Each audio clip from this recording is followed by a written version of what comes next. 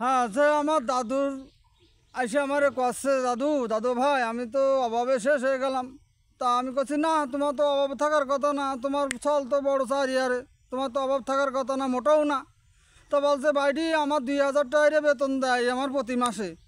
তা আমার কি হয়, আমার এই বুড়িদি কি খাওয়াবো আর আমি কি খাবো? তা আমি মনে মনে করলাম দাঁড়া তোর টিকে দিচ্ছি। তোর কত বিঘে জমি আছে রে? তা বলছে আমার মাঠে 2 বিঘে, বাড়ি 2 বিঘে, 4 বিঘে জমি আছে না? হ্যাঁ আছে। তাহলে তুই এক কাজ কর, প্রতি বছরে 5 কাঠা করে জমি বেচে দে। অন্তত প্রতি বছরে 5 কাঠা জমির দাম 2.5 লাখ টাকা হবে। তা বলছে দাদু তা তো হবে। তাহলে তুই ছলের কাছে হাত পাতবি কেন? তুই তো তোর জমি জমা সব আছে, তা ছলের কাছে তুই হাত পাতবি কেন? তোর যখন 2,000 টাকা দিচ্ছে, তুই এইবার জমি জমাগুলো তুই আস্তে আস্তে লুটপাট করে খাইয়ে দিয়ে তুই ভালোভাবে শান্তি করে বেঁচে থাক। তা বলছে দাদু তুই ঠিক কথা বলেছিস। আর যে ওই বৌমা আছে আমার ও সহ্য হয় না।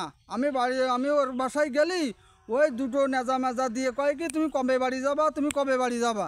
তা এইবারটা গোষ্ঠীর পিন্ডি আমি চটকাছি, প্রতিটা ঘেরে বেড়ি ঝেনে যা আছে 5 শতক 10 শতক করে আমি বেচার তালেই থাকবো। যতদিন জীবনে বেঁচে আছি আরাম আয়েসে আমি চলবো, কোনো ছেলে পেলে দেখার বিষয় না। ওকে।